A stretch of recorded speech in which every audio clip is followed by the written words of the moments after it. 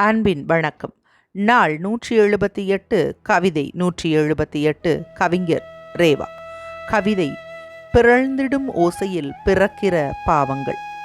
சிறைக்கு பயப்படுவதில் இருத்தல் சுமையாகிறது. நீள அகலங்களுக்கு குறைவில்லாத வாசல் மறுப்பதில்லை பாவங்களுக்கு ஏற்ற காலிங் பெல் ஓசைகளை.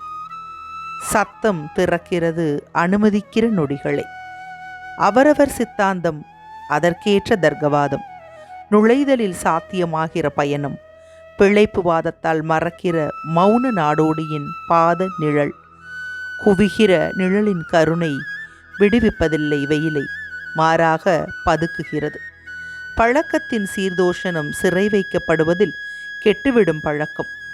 வெயில் விரிக்கிற மௌனத்தின் மேல் 1000 சொல்லின் சிறை. தேன் கூட்டிற்காக கவிதையை வாசித்தவர் ரே. விஜயலட்சுமி.